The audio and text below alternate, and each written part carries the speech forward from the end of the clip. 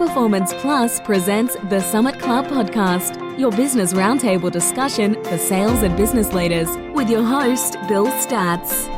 Welcome to the Summit Club Podcast.com. Bill Statz here with Rick Feinblatt, and today we're going to bring you a book review. And the book we're going to talk about today is The Ideal Team Player by Patrick Lencioni, one of 11 bestsellers that Lencioni's had that have been on the New York Times bestseller list. So where do we start with Lencioni's The Ideal Team Player? You and I were talking a few minutes ago and made some comments about team and performance. Mm-hmm. Well, I mean, I think the first thing for me was, and I think a lot of his books are this way, they're really easy reads. Don't take a long time, don't overload you with a lot of information, and don't make your head hurt a lot. So books like that I'm certainly in favor of.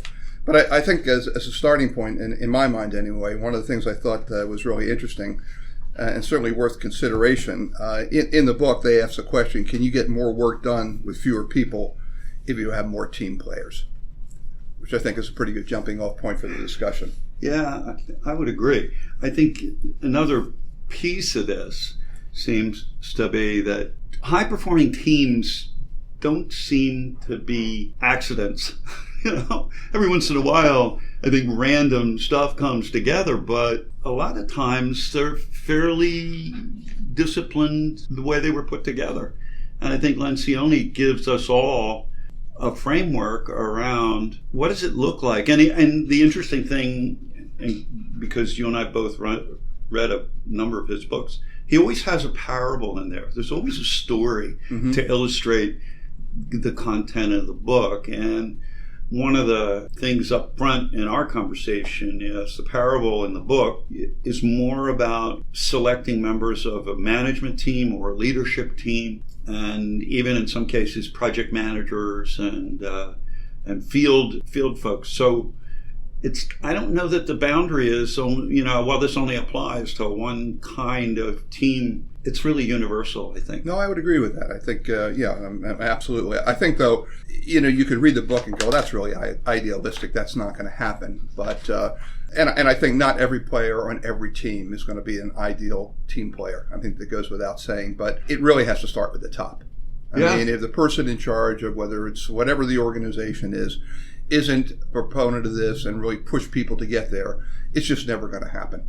You don't see many organizations where maybe you have a part of the organization that's an ideal team. It can happen, and the rest of the organization isn't, because they all interface with one another. Right. And it just makes it really, really difficult, I think, to get that done if that's where you are. Well, there's a quote in a video that I used to use in Franklin Covey about IDEO, an innovation firm in Silicon Valley, and the quote was, the team with enlightened trial and error succeeds over the planning of the lone genius every time. And sometimes we're not really aware of the power of a team. And we've got a lot of brainiacs. We've got a lot of superstars working as individuals. Proof would really be on the side of, I don't know. I mean, a group of people working well together that all have significant connections to each other, probably going to be producing better results in the long run. Yeah, I would agree with that. And I think when you talk about connections, you see a lot of businesses where a lot of parts of the business work in separate silos. Yeah. And it's not necessarily that they don't get along, they just don't communicate well with one another. And if you could sit down with the groups and go, okay, well, this is why this group over here is really important to you, and vice versa, and get them to understand the value of each other and how they work together, more often than not, the work's going to improve across the board, I think. See, and you and I have worked together for a while. I'm trying to forget that, Bill. In our history. But, you think about where do consultants fit and don't fit, and trainers and stuff. And many times, good leaders will explain and establish a rationale for certain goals and processes and whatever. And you don't necessarily get traction because sometimes people need to hear it from more than one spot. Mm-hmm. It's not like you have to bring physically an outsider in. It's like, look, here's an expert, read the book. Right. It's like, and you're going to get the same message that I've been trying to tell you, bunch of lunatics, for a long time. Yeah. So I think there's real value. Yeah. I mean, I know it's happened to me a number of times where what you just described happens. Somebody comes back and goes, I was talking to so-and-so, and they told me this, and it's a great idea. And then I would go, well, wait a minute. I told you the same thing. Yeah. You did? It's like, oh, goodness, I can't. So in this particular case, here's a tool that anybody's listening to the book review. I want you to consider what another voice, Lencioni's, might be able to reinforce or establish in some of your team members' minds to push them over the edge of belief in what you've been trying to tell them. I mean, you just look at what's out there. Jim Collins writes Good to Great, how many years ago? Great book, and always talking about, not all, but one of the things he's talking about is getting the right people on the bus. Well, the ideal team player is kind of defining and creating the fabric of the right person to put on your bus. So, why wouldn't you want to look at that? Yeah. So we're talking about ideal team players, and Lencioni describes ideal team players as hungry, humble, and smart. So why don't we spend a minute or two just talking about each of those, Bill? So good. Hungry? Go ahead. Hungry to Lencioni and to, I'm sure both you and I and many of the folks out there, is more than just drive or ambition, but it's certainly aspirational. It's really getting someone that's got the mindset that where I am is not bad. There's nothing wrong with that, but I want something better. I want more, and someone that's got that kind of internal motivation. You don't have to do a whole lot other than just let them go. They get up, they put their plan together. So hungry really is that internal drive and aspirational motivation to get them to perform at their highest level. Correct. Yeah, and not. I mean, to a lot of people, hungry sounds aggressive, and if you're hungry, it doesn't mean you don't care about the other people you work with. Right. It may mean that to some degree you care more about them. Your desire is to get to the top, but not at the sake of the other people that you work with. Yeah. I think. Humble. I love this quote from C.S. Lewis. Humility isn't thinking less of yourself, but thinking of yourself less. Yeah, I think it's a great quote. I thought it was great. Yeah, it's a pretty good quote. And humble, the humility piece of it is put the arrogance aside. There's a scene in Moneyball where Brad Pitt, playing Billy Bean, comes into a batting cage area where David Justice is in there hitting line drives. You can hear the crack of the bat.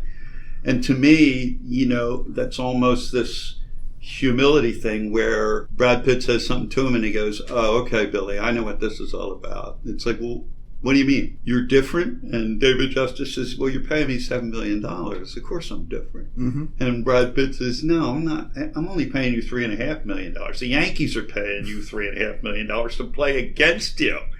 And David Justice standing there, and he said, let's just talk about why you're here. You're not here for your skills because you're older. They're not really there. You're here to help me develop and grow these young players. And that's a different mindset. Absolutely. When it comes to humility from a superstar. Yeah, yeah. And the last one of the characteristics he describes is smart. And his usage of the word isn't necessarily intellectually smart, while that doesn't hurt. It's smart about how to deal with people and how to work with a variety of different people.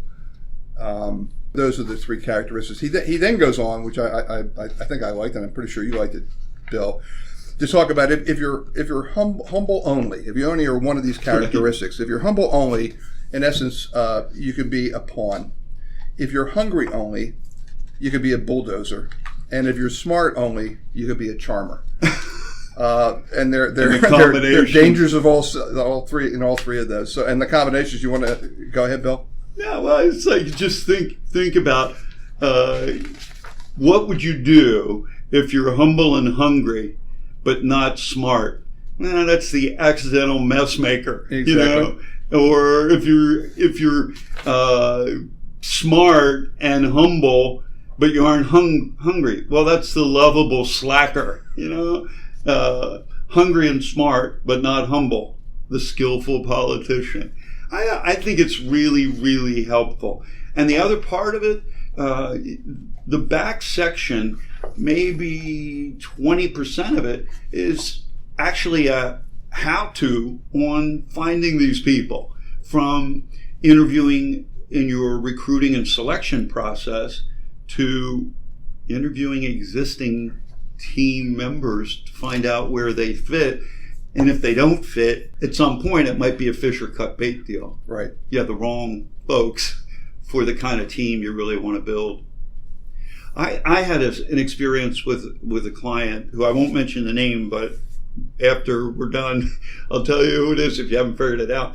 A woman sales leader who had 16 reps on her team, and all women except for one guy, Joe. And there were probably, as you might expect, about 3 top performers. The old 80-20 rule. These 3 produced 80% of the sales. And it drove her crazy. It's just, she almost felt blackmailed. It's like these people would do whatever they want because they knew.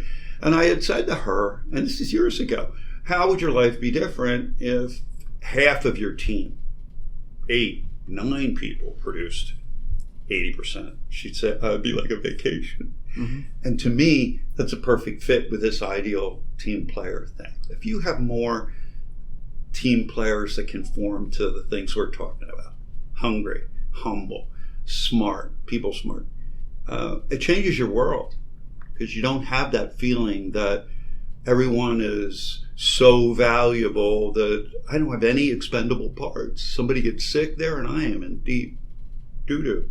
Yeah. And you don't really have to, I would talk against this actually. You're not going to hire them all that way. Your job as a manager is to develop them. Yeah. And, if you have a C player, if you can make them a B player who works better with the team, that's a good thing. And a B player I had a guy that one of the radio stations in Jersey was working for us. And prior to that, he had worked at the #1 radio station in New York. And when we talked about the performance of the stations he was in charge of, we both agreed he didn't have enough salespeople. And he said to me, I'm really having a hard time finding people to work here. And I said, well, who are you looking for? He said, well, I'm looking for the people I had in New York. And I said, those people aren't coming here. Yeah. You're going to have to hire B and C players, and your job is to make them improve. Because an A player is, there's a lot of benefits for that person to work at the #1 radio station in New York. To some degree, that's an easy job.